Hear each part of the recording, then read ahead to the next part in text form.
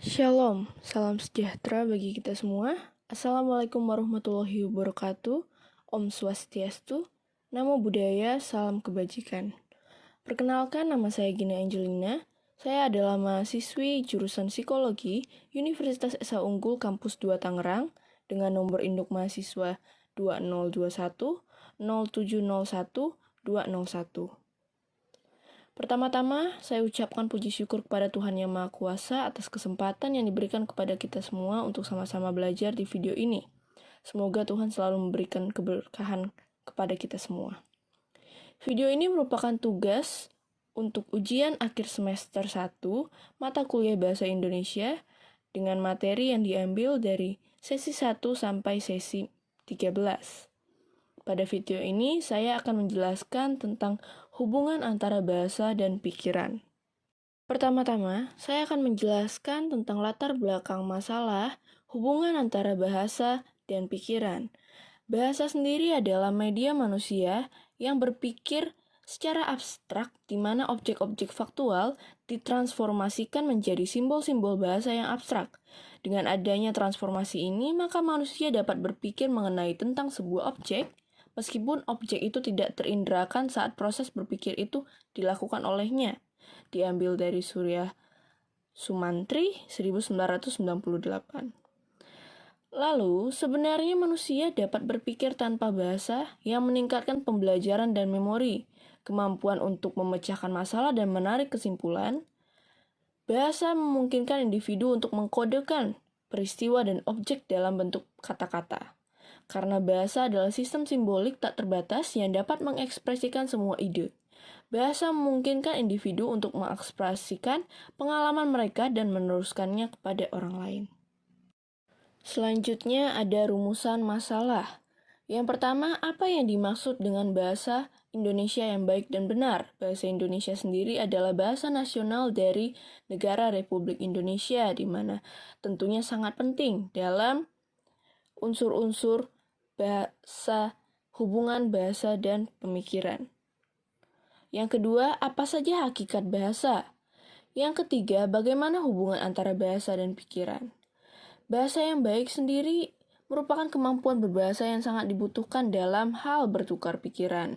Hubungan antara bahasa dan pikiran harus berupa susunan yang dikemas secara fleksibel agar mempermudah berkomunikasi. Rumusan masalah yang pertama adalah apa yang dimaksud dengan bahasa Indonesia yang baik dan benar. Bahasa Indonesia yang baik dan benar adalah berbahasa dengan menyesuaikan tempat terjadinya kontak berbahasa, sesuai dengan siapa lawan bicara kita, dan juga sesuai dengan topik yang sedang dibicarakan. Bahasa Indonesia yang baik dan benar tidak selalu berpatok pada perlunya beragam baku. Yang perlu diperhatikan dalam berbahasa Indonesia yang baik adalah pemanfaatan ragam yang tepat dan serasi menurut golongan penutur dan jenis pemakaian bahasa. Bahasa yang baik harus mengenai sasarannya yang tidak selalu perlu berlagam baik. Cara berbahasa kita tentunya harus memperhatikan kepada siapa kita akan menyampaikan bahasa kita.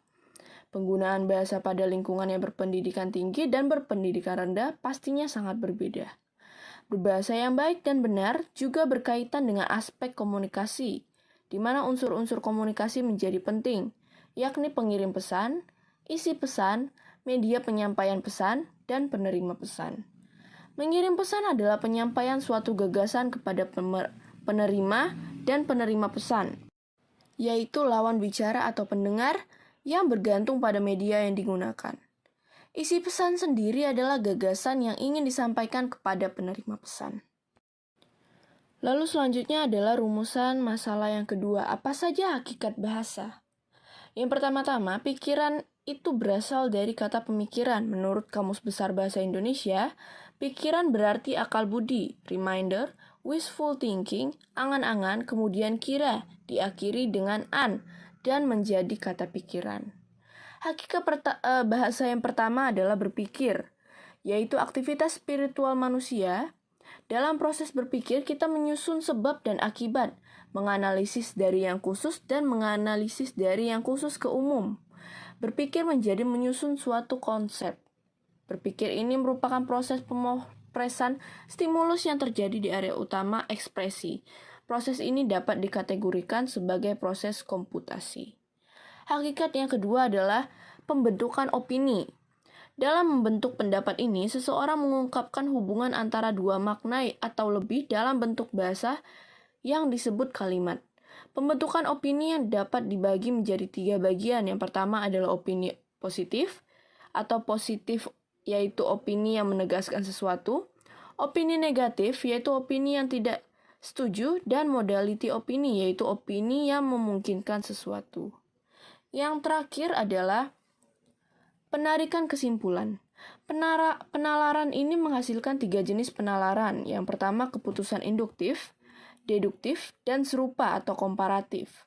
Sebenarnya, memikirkan suatu pikiran tidak identik dengan menghitung suatu pikiran. Esensinya adalah pemikiran yang hanya berakhir pada aspek kuantitatif dan realitas dan aspek instrumental dan praktis dan realistis. Yang terakhir adalah masalah yang ketiga, bagaimana hubungan bahasa dan pikiran. Pertama-tama, bahasa dan pikiran memiliki hubungan yang sangat erat. Karena dengan bahasa maka mampu mengubah maupun mempengaruhi pikiran. Bahasa dikenal sebagai alat komunikasi atau alat dari pemikiran, tool of thought. Karena dengan berbahasa pesan-pesan disampaikan dari pengirim pesan, sender, ke penerima pesan, receiver. Berikut beberapa ahli yang mencoba memaparkan bentuk hubungan antara bahasa dan pikiran. Yang pertama ada dari teori Sapir-Whorf. Edward Sapir 1884 sampai 1939 dan Benjamin Lee Whorf 1997 hingga 1941 adalah linguis Amerika yang menyatakan bahwa manusia hidup di dunia di bawah belas kasih, bahasanya yang telah menjadi alat pengantar dalam kehidupan bermasyarakat. Sapir dan Whorf menyatakan bahwa kedua bahasa tersebut tidak memiliki kesamaan yang dianggap sebagai realitas sosial yang sama. Mereka memiliki 2 hipotesis. Yang pertama adalah relativitas linguistik yang menyatakan bahwa perbedaan struktur linguistik umumnya sejajar dengan perbedaan kognisi nonverbal. Yang hipotesis kedua adalah determinis linguistik yang menyatakan bahwa struktur bahasa mempengaruhi cara individu memandang dan berpikir tentang dunia perseptual. Dengan kata lain, struktur kognisi manusia ditentukan oleh kategori dan struktur yang sudah ada dalam bahasa. Yang kedua ada teori dari Wilhelm von Humboldt. Von Humboldt menyatakan bahwa substansi bahasa terdiri dari 2 bagian. Yang pertama adalah bentuk suara, bagian lainnya adalah pikiran tak berbentuk. Bentuk suara membentuk bentuk suara, dan pikiran terbentuk melalui bentuk gagasan. Bentuk internal menurut von Humboldt, bahasa adalah penyatuan bentuk bunyi dan bentuk pikiran, atau the form of ideas. Artinya, pandangan hidup dan budaya dalam masyarakat ditentukan oleh masyarakat itu sendiri. Anggota masyarakat tidak bisa lagi menyimpang dari batas-batas yang ditetapkan secara linguistik. Dalam melakukannya, ia juga berpegang teguh pada gagasan dan budaya komunitas bahasa lain sehubungan dengan bahasa itu sendiri. Yang ketiga ada teori dari Brunner. Berkenaan dengan masalah bahasa dan pemikiran, Brunner memperkenalkan teori yang disebutnya teori instrumentalisme.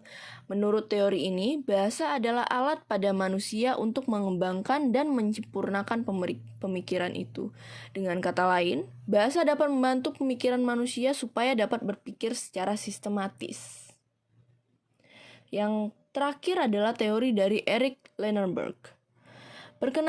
Berkenaan dengan masalah hubungan bahasa dan pemikiran, Eric Lennerberg mengajukan teori yang disebut teori kemampuan bahasa khusus. Menurutnya, banyak bukti yang menunjukkan bahwa manusia menerima warisan biologi asli berupa kemampuan berkomunikasi dengan menggunakan bahasa yang khususnya untuk manusia, dan yang tidak dapat hubungannya dengan kecerdasan dan pemikiran. Penelitian lain yang dilakukan olehnya menunjukkan bahwa berbahasa berkembang dengan cara yang sama pada kanak-kanak yang cacat mental dan kanak-kanak yang normal. Oleh karena itu, menurut Lennerberg, adanya cacat kecerdasan yang parah tidak berarti akan pula terjadi kerusakan bahasa. Sebaliknya, Adanya kerusakan bahasa tidak berarti akan menimbulkan kemampuan kognitif yang rendah. Selanjutnya adalah kesimpulan dari rumusan masalah yang sudah dibahas tadi. Yang pertama adalah bahasa Indonesia yang baik dan benar adalah berbahasa yang pemakaiannya sesuai dengan kondisi serta situasi dengan memperhatikan pemakaian ragam bahasa yang serasi dan juga tepat dengan sasarannya. Yang kedua, bahasa mempengaruhi pemikiran. Pikiran manusia dikondisikan oleh kata-kata yang digunakan orang. Mereka yang mendukung hubungan ini adalah Benjamin Lee Whorf dan gurunya Edward Safire. Whorf mengambil contoh negara Jepang. Orang Jepang memiliki hati yang sangat tinggi karena mereka memiliki banyak kosakata untuk menjelaskan kenyataan. Ini membuktikan bahwa mereka memiliki pemahaman yang detail tentang realitas. Yang terakhir adalah bahasa dan pikiran saling mempengaruhi. Keterkaitan kata dan pikiran dikemukakan oleh Benjamin Vygotsky, seorang ahli semiotik nasional Rusia yang teorinya dikenal sebagai pembaharuan teoritis. Piaget mengatakan bahwa pada tahap awal, bahasa dan pemikiran berkembang secara terpisah dan tidak saling mempengaruhi. Oleh karena itu, berpikir berkembang terlebih dahulu tanpa bahasa dan bahasa pertama berkembang tanpa berpikir. Pada fase berikutnya, keduanya bertemu, berkolaborasi, dan saling mempengaruhi. Komunikasi dua pendapat Vygotsky di atas diterima secara luas oleh para psikolog kognitif. Yang terakhir adalah saran. Berdasarkan kesimpulan di atas, kita dapat mengambil pembelajaran bahwa bahasa saling terhubung dengan pikiran. Menggunakan bahasa Indonesia yang baik dan benar dalam bermasyarakat berarti kita dapat menggunakan pikiran dalam berbahasa. Dalam menggunakan bahasa, kita harus berpikir secara logis dan sistematis agar terciptanya komunikasi yang tepat dan sesuai sasaran tanpa adanya kesalahpahaman yang dapat terjadi. Itu saja dari saya. Baik salah ataupun kurang dari materi ini, mohon maaf sebesar-besarnya. Terima kasih banyak. Sampai jumpa kembali.